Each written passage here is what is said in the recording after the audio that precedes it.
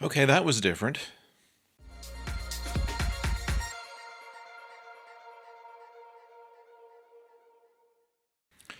Hello out there, I'm the oldest nerd. And in this episode of Doctor Who, it was a lot of things happening and a number of things just to kind of distract us.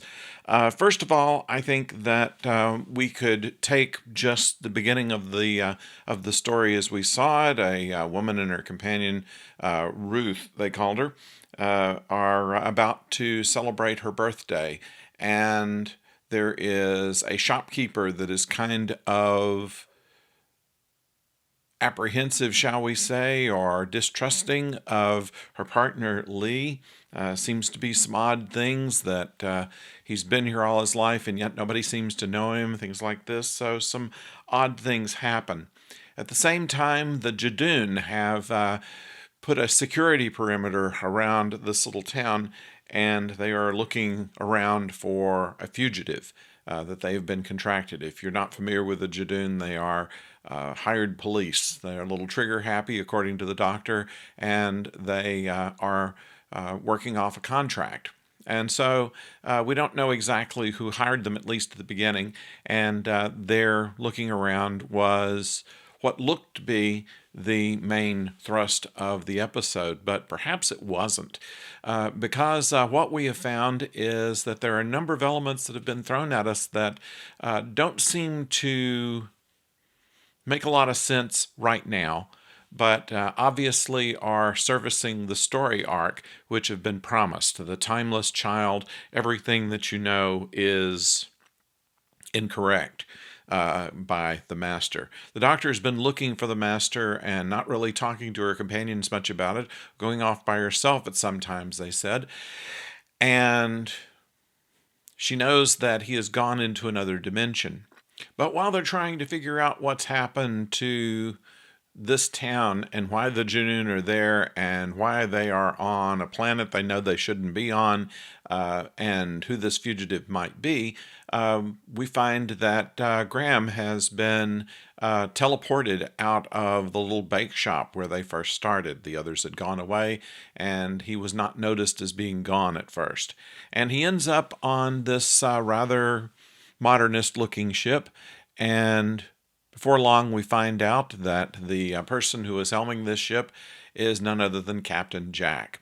We have not seen Captain Jack since the end of the David Tennant era, and we believe that probably he did not get a lot of work after that, because as they replaced David Tennant with even a younger doctor, the rivalry that was kind of between Tennant's doctor and Jack just would not work out quite right. And I always thought it would be a good idea to see what kind of interaction that he would have with the doctor. Sadly, that didn't happen this time around. He only had a message for her, and kind of a cryptic one at that: beware the lone Cyberman.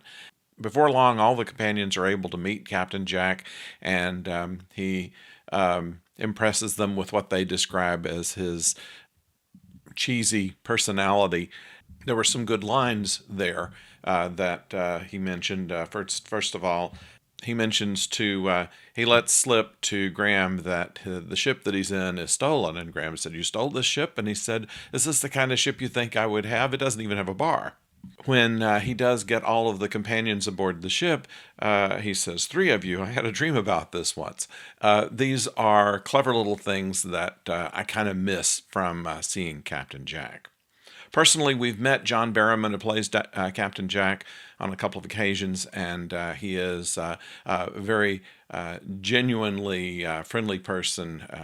On a convention we were at, he was actually just walking the floor without any kind of disguise, with his handler running behind him, trying to keep him from interacting without being paid to various fans. But he stopped and talked with us, and we had took a picture with us, and had a nice little conversation there. So I like John Barrowman. I'm glad that he is back. He had said at that time that if anybody offered him any kind of job with Doctor Who, he would be back. And so he is, and it looks like he's going to be visiting us on another occasion in some part of this series, I would think. That looks to be part of what's going to come together before the 10th episode airs. There starts to be some kind of unusual thing with Ruth when she is kind of goes all River Tam on the Judoon and actually breaks off one of their horns, which causes them to retreat. But the doctor says, oh, that's the worst thing that you can do. You're going to be in real trouble now. And she tries to find out just why it is that they're looking after Ruth and why Lee was trying to protect her. And so they go back to her childhood home where her parents are supposedly buried, but the grave has a marker, but nothing written on it. And in the meantime, she is able to take the clues that Lee left for her, and it restores her identity, very much like we have seen in previous episodes where the doctor was able to disguise himself in a pocket watch, and the master did the same thing, disguising himself even from himself, and then with a proper trigger was able to come back and know their full potential. And so now we have another doctor, and this woman, formerly known as Ruth, is a very take-charge doctor. She doesn't seem to know much about sonic screwdrivers, and that and the design of her TARDIS would lead me to believe that she came before William Hartnell. Now, the doctors have stated in previous shows that there have only been so many of them, and counting back to Hartnell, although they had forgotten about the War Doctor until they explained that that was something that they tried to bury because they were embarrassed about the War Doctor. But in this case, it's something that's been shielded from subsequent doctors, and we don't know why, and that's something that might be revealed later as well. Despite that, I liked this doctor. She was a no-nonsense, action-oriented type of doctor. She knew how to get things done, and was almost foiled on a couple of occasions by our doctor, who did not understand what kind of game that she was playing with the Judoon. But as it all works out, they were able to get by the Judoon. They were able to get by Gat, who was our current baddie, who turns out to be a Time Lord herself. And so we know now that this is in the distant past, before the Time Wars.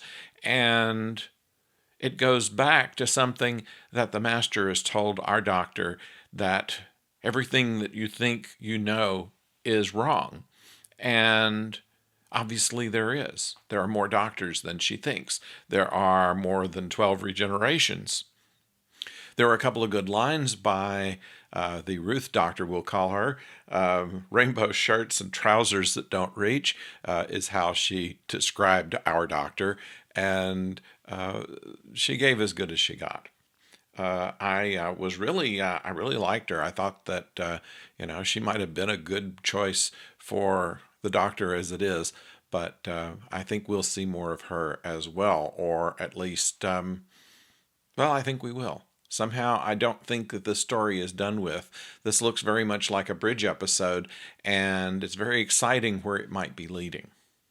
So here's what we know. We know that there is everything that the doctor has ever known might not be true or might not be complete, we're thinking, and that she should beware the lone Cyberman.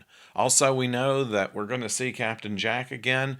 We may see the Ruth Doctor again. So I'm looking to see just what happens. It's got me charged up, and I hope it has you as well. Let me know in the comments what you think about this.